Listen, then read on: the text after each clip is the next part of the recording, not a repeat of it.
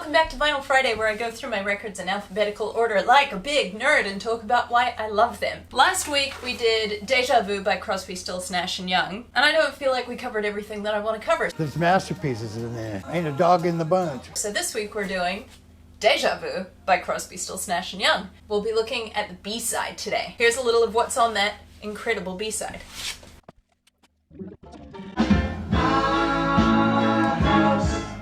Is a very, very, very fine house. Too late to pay. He was tired of being poor. And he that's a good one. Everybody I love. All of those are such good songs. I could so cheerfully do those ones for Vinyl Friday today, but I have not chosen those ones. Instead, I have chosen this one.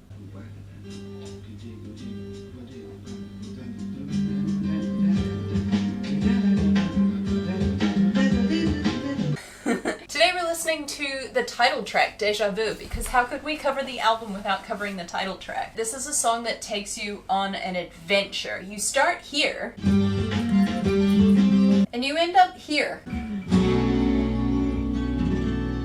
Like, who saw that coming? And I did. I know the song really well, but... Before we start this episode, I just want to mention that we're going to be covering some grisly topics like car accidents and drug addiction. So if that's not what you're in the mood for, that's fine. I totally get it. There are a lot of other episodes that you could listen to where I don't talk about death and drugs. But if you're into that kind of grisly stuff, let's get stuck in. Let's look at some of the elements of the piece. Firstly, the context. The last album, Crosby, Stills, Nash, which came out really just a few months before this, it was, I think, a feel-good album. It just feels very brightly colored. Do any of you out there have synesthesia? For me, the album is golden. This album, on the other hand, to me looks sort of brown and green. It's got a much darker feel to it. I hope that makes some sense to you. That's what these albums look like in my brain. The tone of the music on this album is heavier. It feels less happy. For context, what happened in between that album and this one is that Joni Mitchell broke up with Graham Nash. Welcome back to Storytime. This is a goodie. Graham and Joni had this massive falling out. Graham ended up with a bowl of cornflakes upended over his head. She said that she needed a break. He went back to their house and she sent him a telegram that read, "If you hold sand in your hand too tightly, it will slip through your fingers." Now, it is cold, but you have to admit, she had pizzazz. Back to you. Judy Collins broke up with Stephen Stills, so to those of you who said that the lyrics of Sweet Judy Blue Eyes suggested that it was a desperate plea for Stephen Stills to get Judy Collins back, it failed. They broke up. Serious face, this is not funny. About a month after Woodstock, David Crosby's girlfriend, Christine Hinton, died tragically, taking their cats to the vet. She was driving their VW bus. One of their cats jumped into her lap. She was sort of startled, swerved, and drove head-on into oncoming traffic and died. She perished, sadly. By all accounts, this really marked a turning point for David Crosby. David was the person who had to go and ID the body. Here's what Graham Nash had to say on David Crosby's response to Christine's death. "I watched a part of David die that day. He wondered aloud what the universe was doing to him, and he went off the rails. He was never the same again." By his own admission, this changed him. What we ended up with was David Crosby going down a deep, dark hole for like 10 years of his life, and here's how that ended up. Welcome back to Storytime. David Crosby's arrest history. He was arrested in 1982 in Texas. He was caught right in the middle of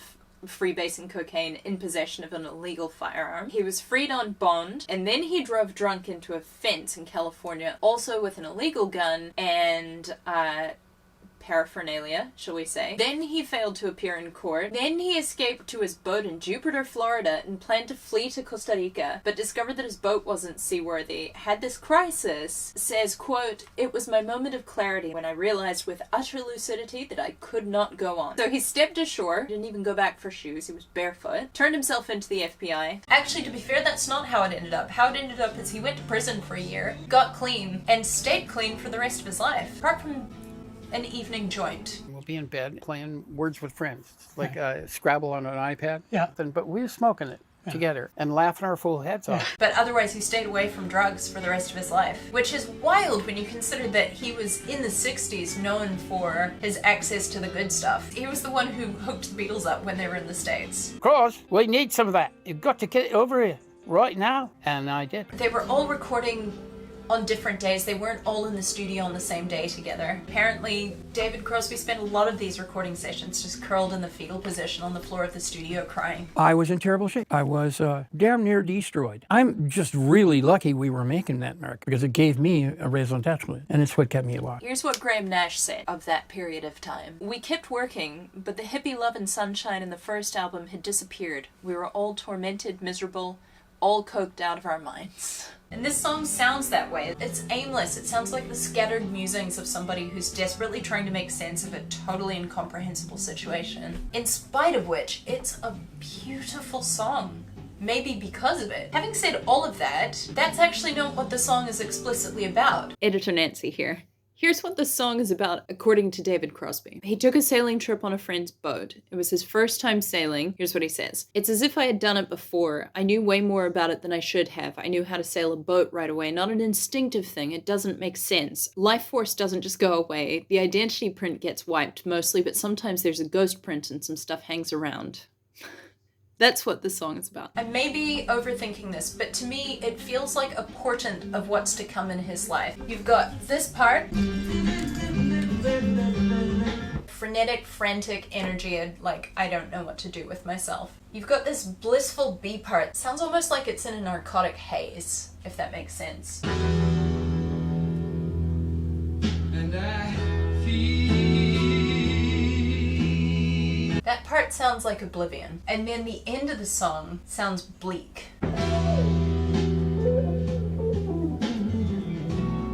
It's almost like it maps his future. He's in this frantic, distraught place. And then he seeks solace in chemical oblivion. Chemical oblivion comes to take him over. The last chord of the song is kind of ambiguous. It's like he doesn't know where he's going next. Here it is. It feels sort of aimless. It's a little bit directionless. So when I listen to the song, there's all of the cool music stuff, but there's also this ominous undertone to it. It feels like David Crosby's life's about to take a turn for the dark. What do you hear when you listen to this song? What does the song look like to you? Does it just sound like he's singing about reincarnation? Or do you feel like it's telling another story? Sound off in the comments. I always love reading the comments, so thank you to everybody who contributes to the conversation there. You're all creating a community together, and I really love that. It's very difficult to separate out the different parts of the song that I love and why I love them, because they're sort of scattered throughout. So I think we should today start at the beginning, quick fire our way through, find the things within the song that I'm in love with. I've got to retrieve a cat for myself before we get really stuck in. Here's the first thing. It's in 6/8. 6/8, we've barely gotten in, we got like half a second in. 6/8 is my favorite time signature. 6 beats. This is where I'm not a music teacher. It sounds like this. 1, 2, 3, 4, 5, 6. 1, 2, 3, 4, 5, 6. You can get all these interesting polyrhythms like da da da da da da da da da da da da. It's got that kind of a feel to it. So that's the first thing. Check out this groove. 1, 2, 3, 4, 5, 6. Da da da da da da. Just sort of swings along in this very satisfying way. Second thing, David Crosby was a huge jazz fan. Storyteller Nancy will tell you a little bit more because I can't remember off the top of my head, and she can do my research for me. Welcome back to Storytime, friends. When David Crosby was a kid, his older brother Ethan introduced him to 50s jazz, and that's sort of when his love for jazz began. But jazz sort of wound its way in and out of David Crosby's life. David apparently met John Coltrane in a toilet in the middle of a concert. BAM! Somebody kicks the door open. BAM! It's Train. He's kicked the door open because he's...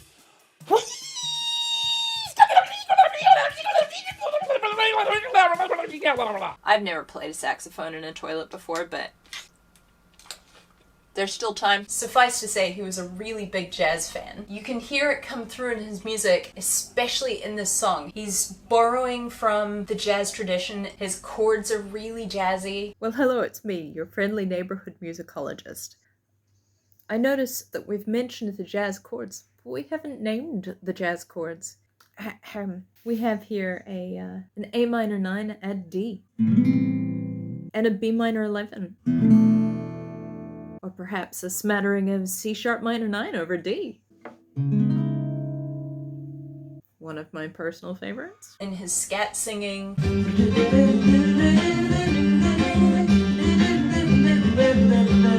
When you listen to a lot of his early demos, they often have that improvised scat singing element to them.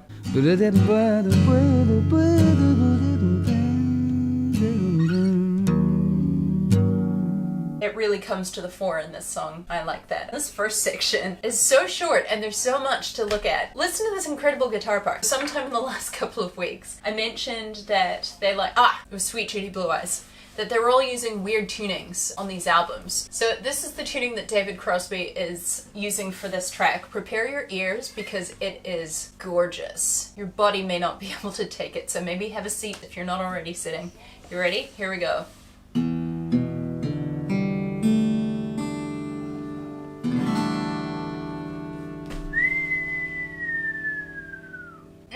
This is how the intro goes.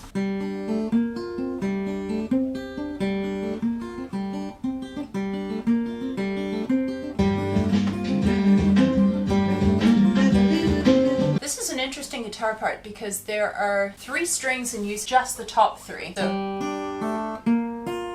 And yet it sounds like multiple guitar parts at once. When I sat down to figure out this song, I thought there were 2 guitars doing different parts. I thought there was one that was going like... That's sort of what jumps out at me, as well as the deedly deedly deedly deedly sort of rhythm. But it's one guitar. I should say it's one guitar part because there are many guitars playing this part, so it's very thickly layered. Good. I like my guitars thickly layered. It is such a cool riff. Okay, now let's get in the bass correspondent and talk about what Stephen Stills is doing with the bass here, because it exemplifies what it is that I love about the 6/8 time signature. The rhythm of the bass is super syncopated. He's playing this rhythm. Da da da da da da da da da da da da da, while the guitar is doing a doodle doodle doodle doodle doodle. I don't know why we even need to listen to the recording. We can just listen to me vocalizing the instrument parts. Over to you, bass correspondent. We had the jazz scatting, we had the guitar part, we had the bass part. I think there was something else. Let's call this number 5. Thing number 5 is this drop. And we're dying down to nothing. 1, 2, 3, 4. Now, I think I mentioned this in the Woodstock episode because they drop out right before the chorus, then the chorus comes in. Boom! That's the chorus coming in. This has the same impact. The guitar kind of fades out and then it's just David Crosby counting. Even the way he's counting, it's so quiet, he's sort of whispering the part. 1, 2, 3, 4. And then everyone comes in it at like 100%. Boom! This is before the vocals have even come in. Thing number 6, here we go. If I had never been it before, I would probably know just what to do. What? So there are 3 parts here and they are right next to each other. I mean, one of the parts is hard to sing. 3 of them together, they're doing the same thing, but at different intervals. Here's the bottom one. If I had ever been it before, I would probably know just what to do. Here's the middle one. If I had never been it before, I would probably know just what to do. And then here's the top one. If I had never been it before, I would probably know just what to do. Don't you? When he was writing it, that bottom harmony is the one that he was using as his melody. If I had ever been it before, I would probably know just what to do. I mean, here, this is what it sounds like. I don't need to sing it to you. There is recorded evidence for posterity. If I had ever been here before, I would probably know just what to do. Let's dive into part B.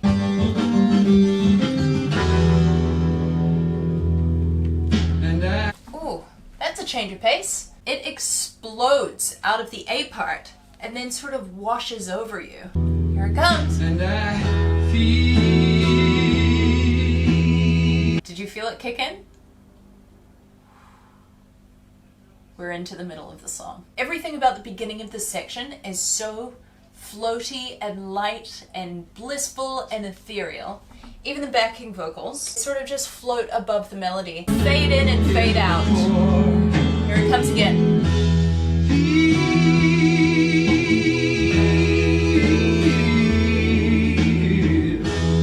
It's very subtle, but the backing vocal there is going, feel,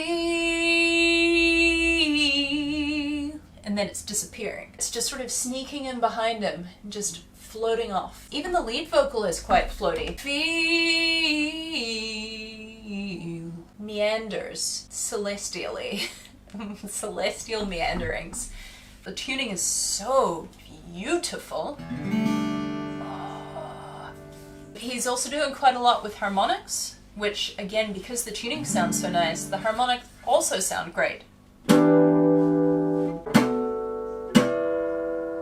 Just beautiful. In order to produce that sound, what you're doing is instead of pressing all the way down on the string like this, you're only touching it very lightly and then striking the string, and you get this noise instead. Instead of when you play the harmonic, you get, and you could argue that that has kind of a celestial quality to it as well. He's doing some cool stuff with his guitar. All of that sort of adds to the like blissed out qualities of this part of the song. That's how it washes over you. It's how he's singing, it's how the others are singing their backing vocals. It's the type of chords that he's written. It's the use of harmonics. It's the way that he's phrasing things on the guitar. However, it takes a darker turn right about here. What's going on? That's this chord here. Hear that dissonance? Ooh, it's ugly.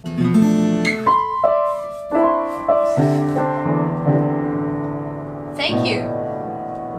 That was beautiful. Is that an original of yours? Okay. That sort of discordant note ushers in a new phase of our journey. Come with me on this journey. Ooh, what a chord. A great thing about Crosby, Stills, and Nash is that they don't just sing harmonies together like in the beginning of the song where they're all singing the same thing in harmony with each other. If I had ever been in before, I would probably know just what to do. They're also writing distinct harmony parts, like before in the feel, that are separate from the melody. And then here, they're doing this really cool thing where the vocals sort of stagger and trip over each other here. I think it's David Crosby and Graham Nash. Here we go.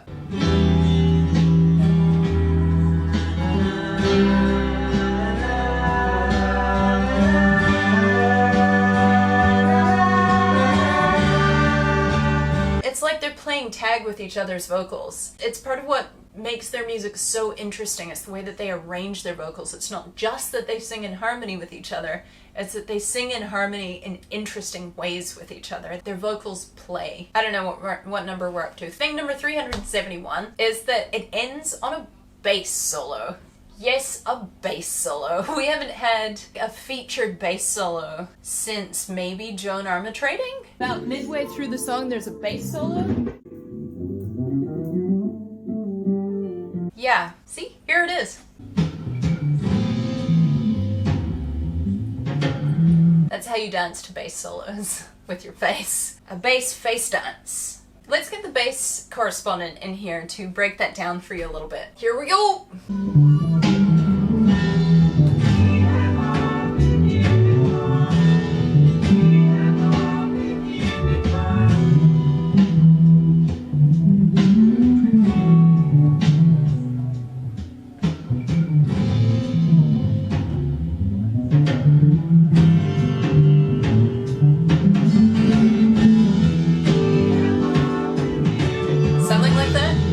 In case any of you are interested to know more about David Crosby's boat, I've got you covered. I don't know a huge amount about boats, so I asked my dad, and I said, tell me everything you know about David Crosby's boat. Well, you'll get to see exactly how fanatical he is. Here's a little bit of what he sent me. Mine was designed by Joan Alden. She's a 59 60-foot schooner. She was originally gaff on the foresail, got switched to a staysail and a fishman, and I think she's been switched back again. Crosby owned her for about 20 years, sailed it across the Caribbean, through the canal, up to San Francisco. Sausalito back in those days was a lot more bohemian and less gentrified than it is today, but even then the boat was well known as a party boat. But as well as partying, he did sail her a lot, sailed at least twice, I believe, to Papeete, where he saw the Southern Cross for the first time.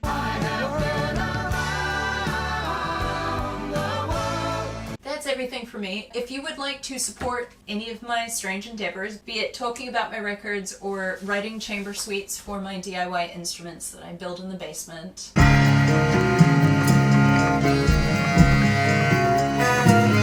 I'll put a link in the description for my Buy Me a Coffee page.